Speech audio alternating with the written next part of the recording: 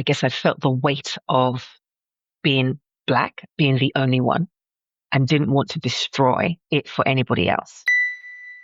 If I'm championing legal literacy at this point in time, to charge for it seems counterproductive.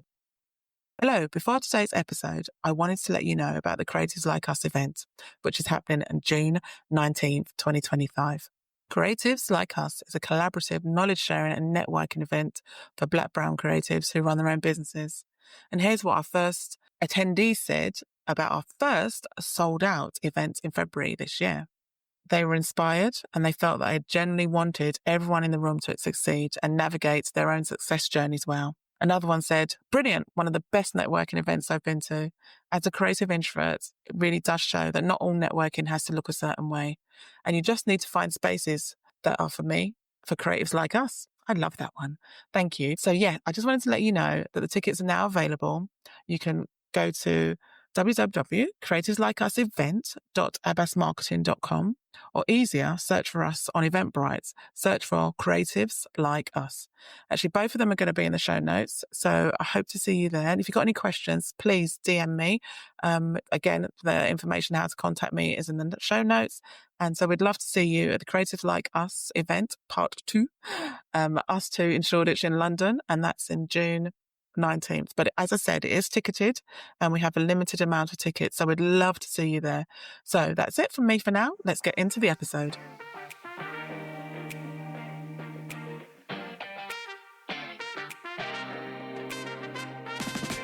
Hello and welcome to Creatives Like Us, where I speak with creatives of colour who share journeys and stories and ideas and how they can inspire and open up avenues in creative industries. I'm your host, graphic designer Ange, Lyons, and with the help of my guests, I will bring you insightful interviews and compelling stories that can inspire you to think about things differently or shape your next move.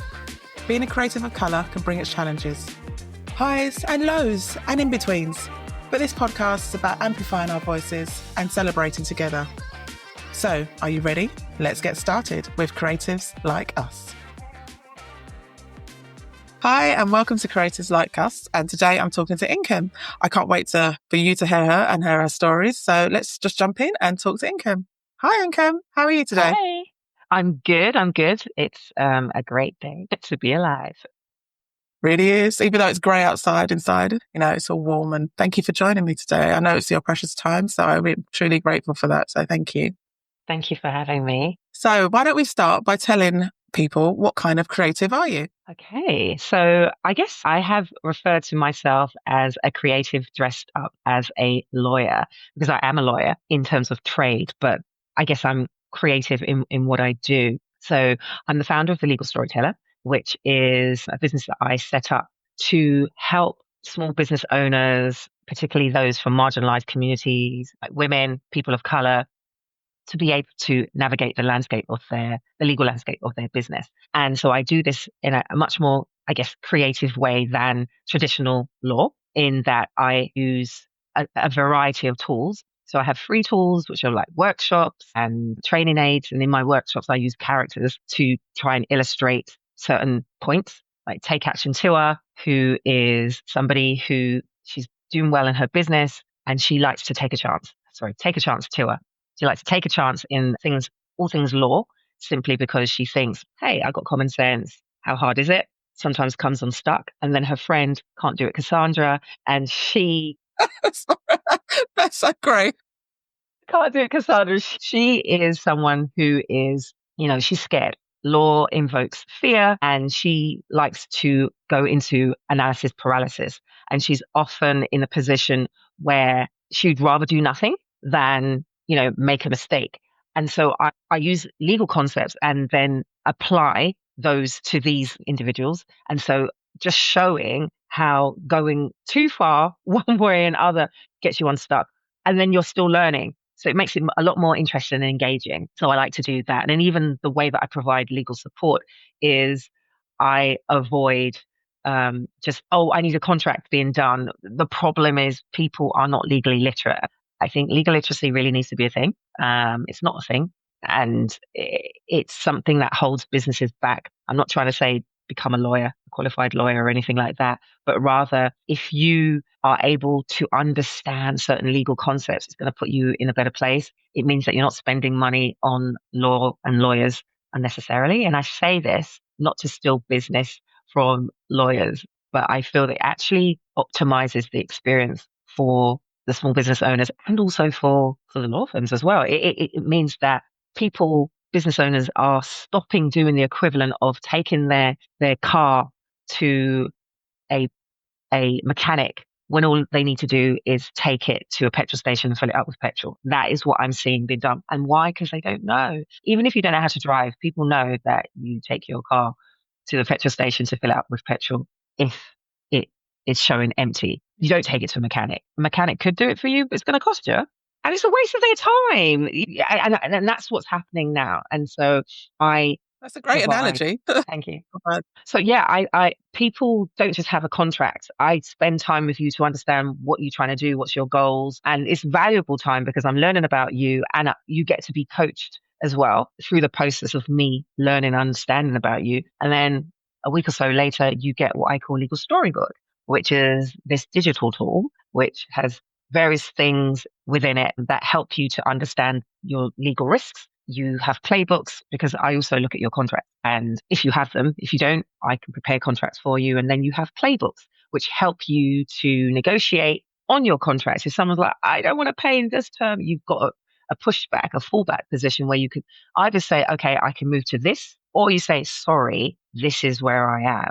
You understand your deal breakers generally in business, how to relationship manage. And there's, depending on the nature of the business, I provide things like maybe a cease and desist letter that they can use. So you literally have, one client said, a lawyer in your pocket. In a pocket. Yeah, it doesn't mean that you'll never need a lawyer again. It just means that you're able to, build in managing legal risk on your day to day. It's not something over there that, okay, I now need a lawyer. They're so expensive. And it's like, yeah, the reason why it's expensive, if we use the analogy of the mechanic, if you leave things till it's like, oh my gosh, I've just broken run down to the ground, and then you just think that's when it's expensive, isn't it? Yeah. Absolutely. And it's the same with law. And I think a lot of services actually, potentially if you leave it too long or when you're in dire straits, it's going to cost more. So it's great that you're giving them the playbook to give them confidence in their legal issues, and also it is a playbook. I'm not saying that it's a fun thing, but you've turned it round into something that could be something that they're not scared of, and they can access it quite easily, so it's not too scary, and it's also in their hands too, so it's not hidden away in a filing cabinet in a lawyer's office somewhere. It's actually given to them, and they can refer back to it. So that's great. It's brilliant. Yeah. So yeah, I love the names of your avatars. Thank you. That's really cool.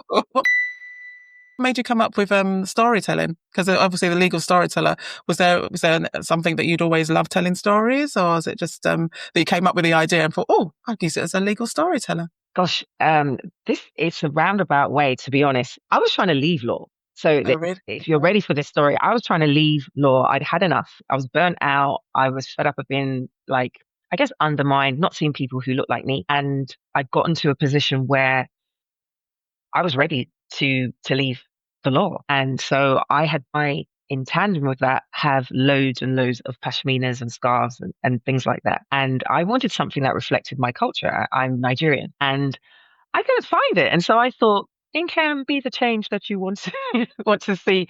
Right. And I started ideating, and as I said, I'm a creative dressed up as a lawyer, and I had all these concepts and stuff, and I even found somebody who was the coach for African businesses, for business, specifically fashion, because this is what it was going to be. And I wanted to go to Nigeria because I needed to find people who would help me, to make the scarves.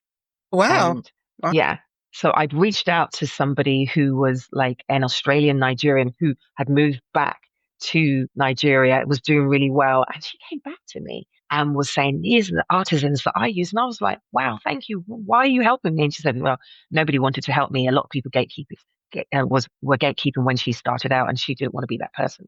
But I had to go to Nigeria. You know what? Isn't that good coming back into the world? If you put good out, it comes back to you. Wow.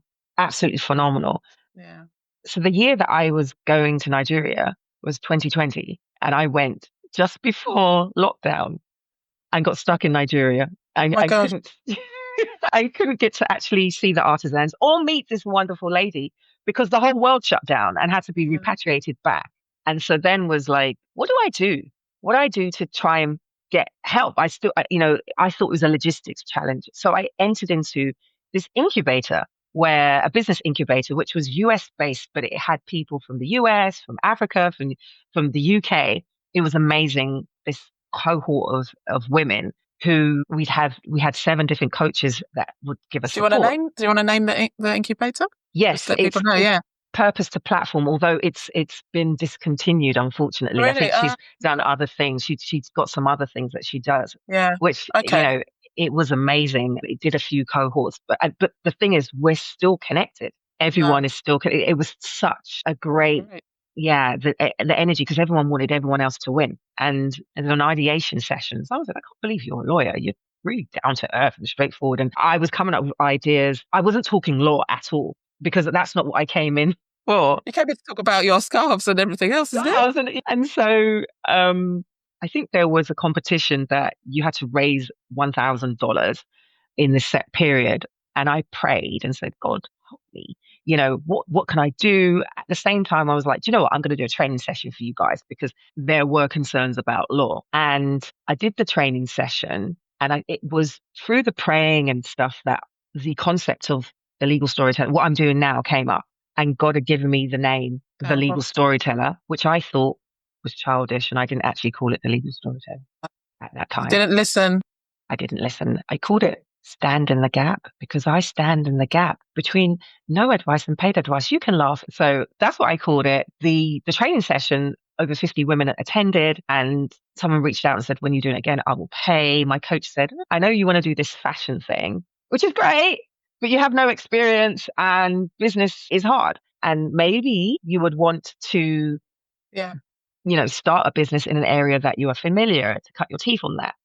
And so obviously with the praying and getting the God download, because I remember writing so quickly and it was like, this is great. It was still look at my journal entry. It's like, wow, even though I decided to try and do my own thing for a bit. That's how it came about. I wasn't actually trying to continue doing law, but did this training session for free. People said, wow, this is great.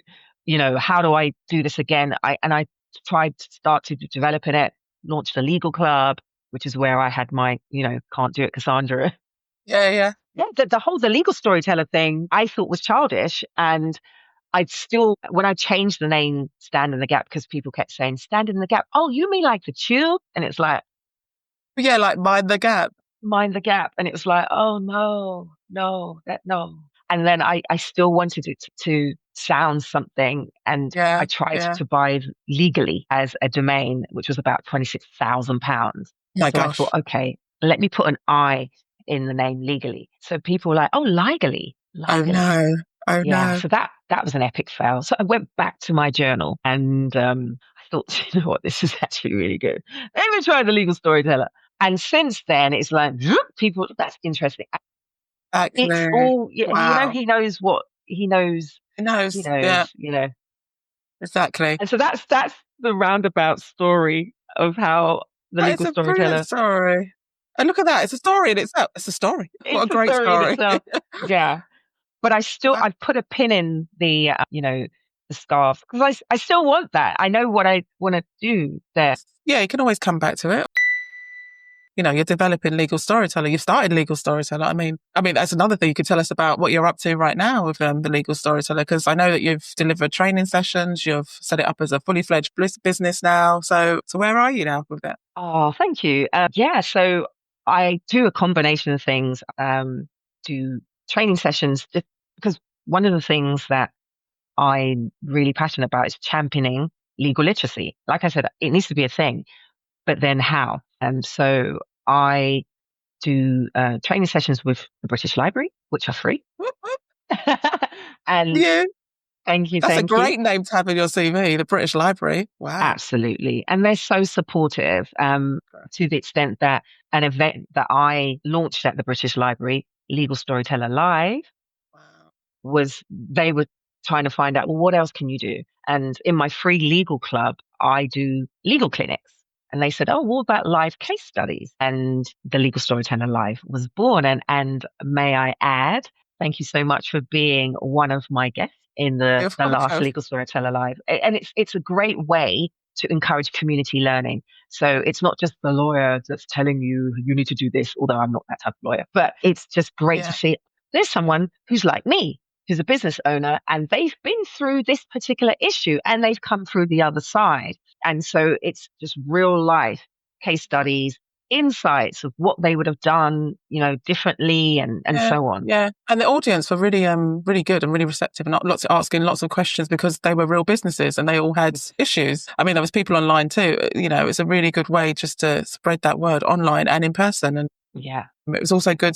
I actually thought it was a nice, really good space to also network, to meet other businesses there. And so yeah, that's really impressive. So thank you yeah. again for asking me. But You're most yeah, welcome. but It was really all the good. props go to you for setting it up and just getting yourself out there. And it was just, again, British Library, that is impressive. But yeah, sorry, I'd let you continue. So you're doing it Oh through yeah. workshops. What Workshops, else are you yes. doing? Yeah, else are you doing? I'm a LinkedIn Learning author, so I've got some videos on LinkedIn Learning for Great. people Well, to, share the yeah, show notes for those. thank you.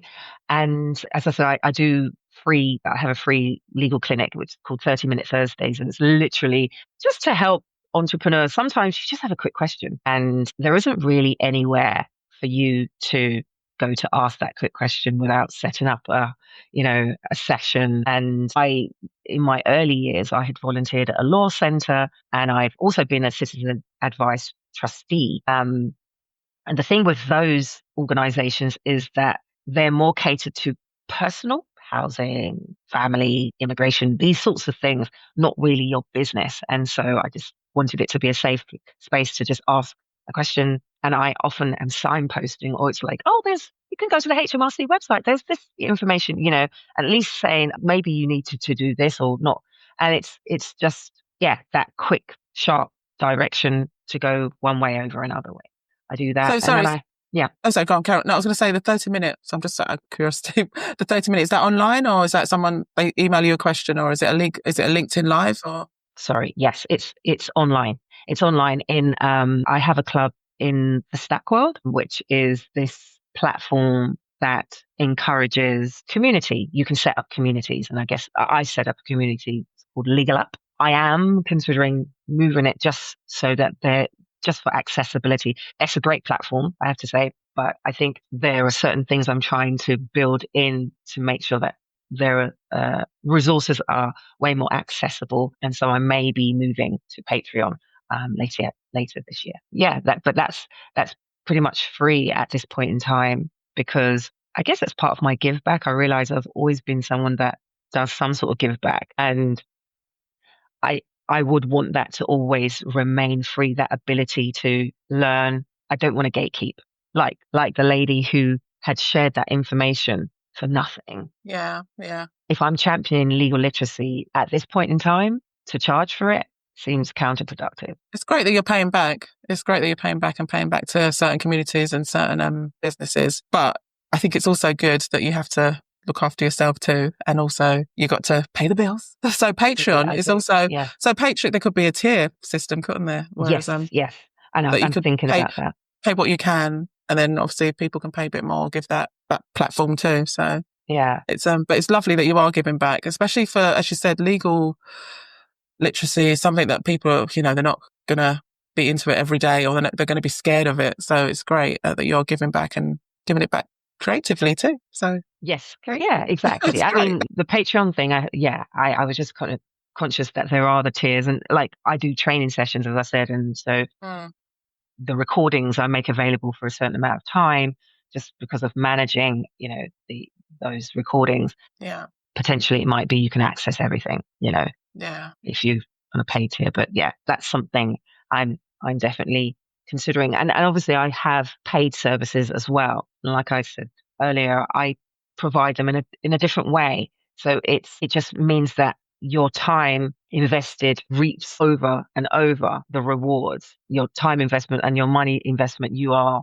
essentially spending way less in a concentrated period of time to then get an output that keeps giving, in a nutshell.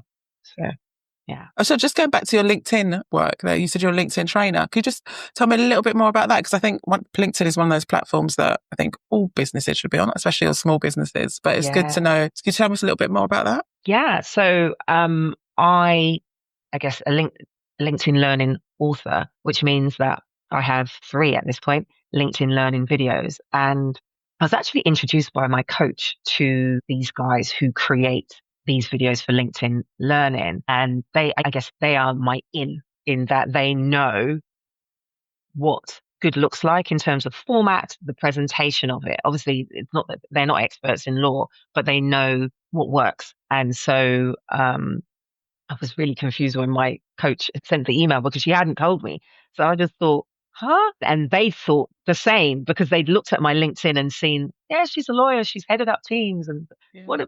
which was then a sign for me to actually change my LinkedIn profile because it was talking so much of my 20 plus years experience as working as a commercial lawyer for FTSE 100 companies and, to actually highlight more the fact that, oh yeah, I'm also the founder of the Legal Storyteller. And so once they had they were asking, well, what else you do? And when I explained and spoke about my characters, they were, okay, They yeah, get it. we get it. They get it. Yeah. And so they were then saying, well, what sort of training do you do in your club? And I obviously had been doing loads of training. So I was like, I've done this, I've done this. And they were like, oh, so many ideas. Yeah, there you go. You got to tell people about it. How are they going to know? It's all in your mind and like all in your, that's great. That's brilliant that you told them about it. And what, they create the videos for you alongside Yeah. you So together? I had to go to their studios, but basically there were some ideas that I guess, were my ideal clients in we want to know about this, we want to know about that. And so I came up with a list of ideas and some of obviously is repurposing what I've done. And then they came up with a short list, sent on to LinkedIn, who were like, yeah, you can go ahead and record. And so I had to write out these scripts. It has to be, if you notice with LinkedIn Learning, their videos are not like 50 hours long or they have little segments, Chapters, yeah, like the little sort of, chapters. yeah. Yeah. And so I had a word count I had, that I had to do. So the hardest part was writing, not because I didn't have the knowledge, but I had to package it in my way, but in a way that fit within the word limits. And so that was the hardest part. They had said that because I was thinking, no, the recording, recording was fun. Recording was so good. Enjoyed Yeah, that. I really enjoyed that. And then it was the waiting game as to, LinkedIn Learning then do their own bits, maybe that they need to check with legal and whomever before then posting. And yeah, so it was a great experience. I hope that maybe I'll get to do more, but yeah, it was like those three as a batch, and it's Great content another and also way. a good way for people to find out about you. So it's great content. Absolutely. Yeah. Yeah, And it's global as well, which is the thing I'd exactly. forgotten. So there's Yeah. been someone in China, someone in Israel, like have reached out and said, thank you, which is Oh, great. brilliant. Yeah. Yeah, I have got yeah. the disclaimer saying that obviously there may be differences. It's in the different countries. Yeah, you have to put that Different caveat countries. in. Have to put that. Always seek legal advice in your own country. Absolutely. Because it's guidance, it's educational, but there are some things that are fundamental, like, I did legal jargon explained, for example, and business tips for non-lawyers, and so they're just things to be aware of.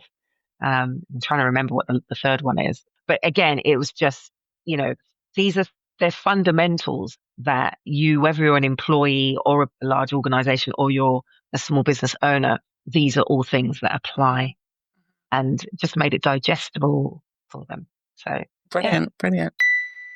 One of my questions that I love asking the guests is, how did you get into a certain place? So, for example, you started law and legal work, and I call it the catalyst connection. Was there someone that did you wake up, well, I don't know, from school and say, I want to be a lawyer? Or was it someone that put you in a path of a certain direction? So it sounds like one of the catalysts was on the group incubator were the people inside the group that said, you should go into the legal storyteller. But I'm thinking right back when you first started doing law, and was there someone that inspired you and just was like, said to you, go for it, or said to you, you should think about this? Or was it another message from God that you didn't?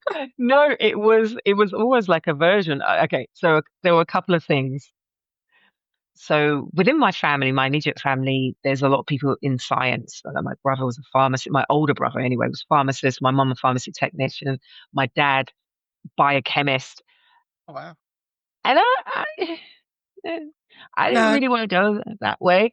And I actually wanted to be a journalist. That was what I wanted to be. And as a child of Nigerian parents, there's a saying which I don't receive, but it's like you either can be a doctor, a lawyer, or disgrace. Oh my gosh, I've not heard that one before. Yeah, yeah. Don't hold on to it. But and my parents didn't say that, but I have heard Nigerians say it, and the sentiment is that they want you to be in something that is solid. I get it. It's that ensuring that you have a way forward that supports you economically, is stable. And then there's also that kudos of saying, my daughter is a doctor, or whatever it is. Yeah. And obviously it's not just a doctor or lawyer, but anything established like that.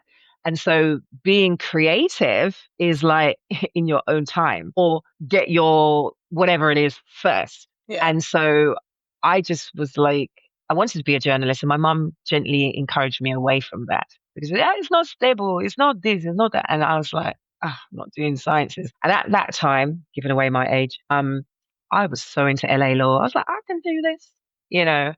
I LA law. loved I remember LA that. law. Do you remember the Yes. saxophone at the beginning? I was like, I want to play the saxophone. I want to learn how to play the I saxophone. actually wanted to play the saxophone as well, and I ended up playing the trombone. Another story. Yeah. And stopped A lot of because wins. a lot of wins. I was concerned about who's that. There's an artist who's got massive cheeks, and vanity stopped me, even though Is my it cheeks is it Courtney Pride? Does it Courtney Pride? even older than that. I don't think. I mean, we talk about maybe Louis Armstrong. Louis Armstrong. Yeah. And I was like, he plays the trombone. I'm only small. So yeah, basically I just thought, and I was on the debating team at during my A levels. And I remember at the time it was near the elections and MPs came in to the school, and there was, I think it was the Lib Dems, their rep. We chewed him up with our questions, and he walked off. And I thought, no. There were valid questions that we had that they couldn't answer. And I don't know. We're teenagers. You're a grown man, and the other rep, He walked off. He walked off. Yeah. Wow. And so I bore that in mind, and I thought I'd be a lawyer, and that was it. It was so LA law, perhaps being a member, on the debating team during my A levels, and making an MP. And here I am. And here you are, wicked, brilliant. Yeah. And not wanting to do anything science related. Yeah. So, but interestingly, I'm just thinking, because I wanted to be a journalist, I loved English. Here we are, storytelling. There you go. Look at that connection. There you go. It's come full circle. There you go. Brilliant. As being a woman of colour, did you face any challenges going into the legal world, especially in the UK? If you want to share, you can share. If not, I totally understand if you don't feel comfortable sharing. Absolutely. I mean, it took me ages to get a training contract. I think they've changed the name of whatever it is now. The vocational part, I think it's still called a training contract. So after I did my degree and then I had to do the postgrad piece, I couldn't get a training contract. To be fair, it's really competitive, and I feel sorry for people trying to enter now. I had experienced when I was qualified, maybe a surprise or not an expectation. So I remember being to events where I think someone had assumed that, and there's no shade to secretaries, that maybe I was a secretary or a PA. And it was one of those where you're just thinking, how do I say, so is that sort of being underestimated, or unexpected? And then certainly I have had to code switch. And it's not to say that I speak any type of way, but I'm hyper vigilant of my blackness, having often been the only one, in a team. So that's certainly something. And then when I say code switch, I was just going to ask, what's code switch? What's that? I'm quite a direct person, but I've had to often maybe sugarcoat the way I say something rather than just saying that's wrong because of X, Y, and Z. It'd be like, oh, maybe you would want to consider doing something this way. And the reason why I've had to is because I've had feedback, and I realized that in itself was a toxic relationship where I've had a manager who's just like, oh, in the meeting, so-and-so was upset. And I was thinking, I'm sorry, what? And this was a particular meeting where I was quiet and I didn't have anything to say. And I had actually not wanted to be at the meeting because I had these deadlines. And so I was quiet and I asked one question. And the person upset was a man. And I was like, I only asked one question. How does And that work? so How does that correlate I don't getting know. up, raising points for one question? And it was something that I kept quiet for a long time. And one of my best friends is an employment lawyer. We were at university together. And so she has a different lens. I'm a business lawyer. And I get that employment lawyers see some things a lot differently because they're used to looking for certain clues and keys. And she was seeing what I guess was unwilling to see because I work in this company and we've worked for, and it's just like, yeah, being looked over for promotion or being told that not, I can't promote you, but not actually giving reasons. And me just thinking I didn't want to rock the boat and not ask. We do these things at the time just to get on, don't we? Just, yeah. Afterwards we reflect. Yeah. Which is sad, just carry on, isn't it? And I mean, I guess the good thing is I mentor. And it's sad that 20 plus years later, Black lawyers are going through similar things. But the good thing is that I'm able to say, no, you're not going mad. You're probably right. And here's what I would suggest you do. I had my mate, but I was thinking I'm a recovering people pleaser.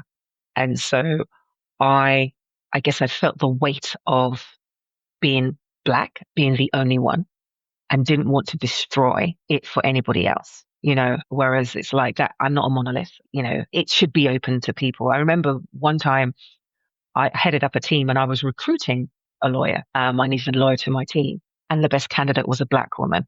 I remember the fear inside of me because I wanted to fight for her, but I didn't want it to look like, oh, it's because she's Black, which is ridiculous, bearing in mind that we were in the minority anyway. So it wasn't like, I don't know, but that was in my head. And I had to work this argument in my head as to if there were any challenges to her. And I wasn't going to speak up and say she's the best candidate. I was going to listen. I had to strategize. You had to really work that out. Yeah. Yeah.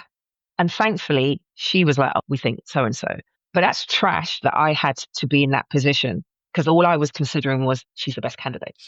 Yeah.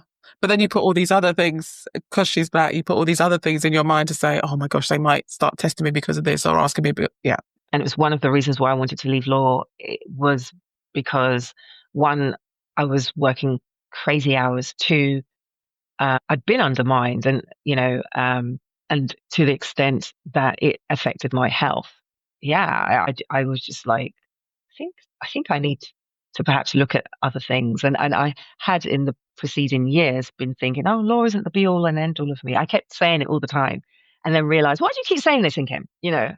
Why? Stop. Okay, listen to yourself. Why do you keep saying this? And I felt that there was more for me because it was so hard getting to be a qualified lawyer that it was like, that was my goal. And then once I got there, what's your next goal? It was just like, oh, I'm so busy.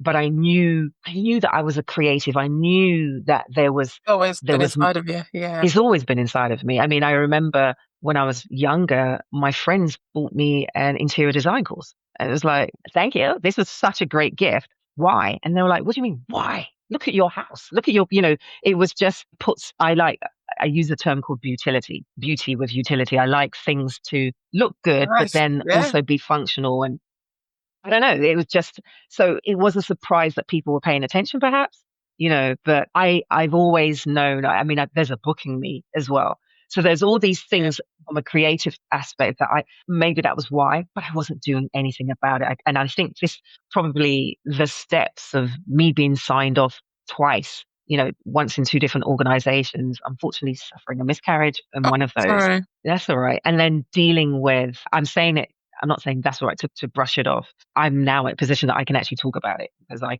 couldn't before because it was quite traumatic, but it was all connected, and I feel that I got to that breaking point and maybe it was God involved where sometimes you're not listening to the little nudges. Yeah. Sure, Oprah said something about that you get little bricks thrown at your head and then you're ignoring it and then the whole wall falls on you and you got to do something. And I think I probably misquoted her badly. And here you are today. Here I am today. The bright, beautiful personality, Nkem. Thank you. You really are. You really are. You're such a joy to talk to. And I'd love to know what the future holds, maybe, or what future projects, what would be your dream project that you'd love to work on? Or you can tell me about something that's coming up in the future. You can manifest. And you said that right. Yeah, it's true. It's true. I would love for legal literacy to not just be in the UK. Everyone needs to be legally literate even. I think about financial literacy. It didn't used to be a thing. And I say a thing, it didn't used to be a thing. It's got a ways to go, but it is now there. And I would love to be part of the catalyst to make sure that this is something that everyone the world over. And I guess I feel that way, particularly having been part of that cohort, which was an international one. All of these business owners or, trying to be business owners were suffering from the same issue. And so I'd love to be part of that, So that's a big vision that I have. That's big. That I'd love that to come to. But you're starting. So with Legal Storyteller. Yeah. Well, round up by asking you, what would you tell your teenage self? Ooh, so I should know this already. What would I tell my teenage self? Wow. I think don't stop being you. Don't stop being you. Don't hide your light for others. I think as a teenager, I believed that I could do anything. I was, I had a lot of energy, and I think that kind of dimmed a bit in becoming a lawyer, in the last few years. But I think that energy that I had, I'm coming back to that. And so I would say, keep being you. Don't hide your light. You're not a wrong person. You're not a bad person. Hold that light. Don't dim it. Brilliant. That's lovely. That's wonderful. Hold the light. Love that. Our last question is the quick fire 5, and you have to answer one or the other. So I'm going to ask you, crisp or chocolates? Oh, crisp. Beach or forest? Forest. Book or Kindle? Book. Reggae or soul? Soul. Patty or a sandwich? Patty. Your face. I do like a sandwich. I feel like I need to explain some of these things, but these are good. Yeah, I love a patty. Ooh, especially in cocoa bread. Oh, so you could have a patty sandwich. Exactly. Brilliant. Lovely. So thank you so much, Nkem, for joining me. I've loved chatting to you and loved hearing your story. Brilliant story. And great that you continued that name in your business. Thank you. Can you tell people where they can find you? And of course, I'll add all the links in the show notes and everything. But if you want to tell people. Yeah, absolutely. So you can find me on LinkedIn, is my name, Nkem Ekwukoma. You can find me on Instagram at The Legal Storyteller. And I also have my club on the Stack World, which is called Legal Up. It will be moving, but at the moment it's on the Stack World. And then I have a holding page because my website is under construction, dare I say, which is thelegalstoryteller.co.uk, where you can contact me if you want to have a discussion as to whether I can provide support to you. I think there's a link to my newsletter, which is called Legal Stories. And yeah, I think that's about it. Yeah. I do love your newsletter, by the way. I just get these little nuggets too of what you've been up to, or you tell us a bit of some legal insight. I'm like, that's quite good. And it's a nice, quick read. I love it. Thank you. Thanks for that feedback. Great. Oh, wonderful. Yeah. Have a great day. Thank you for joining me. Thank you. It's been a real pleasure talking to you. Have a great been day. All mine. Thank you so much. You too. All right. Care. See you. Bye. Bye. Let me start by giving thanks. Thank you for tuning in to Creatives Like Us. I hope you enjoyed this episode and found it thought-provoking, inspiring and entertaining. If you did, it would absolutely make my day if you could share, subscribe, rate, review, wherever you get your podcasts from. Also, if you have a question or a comment, I'd love to hear from you. All the ways to connect are in the notes. Until next time, keep being creative like us.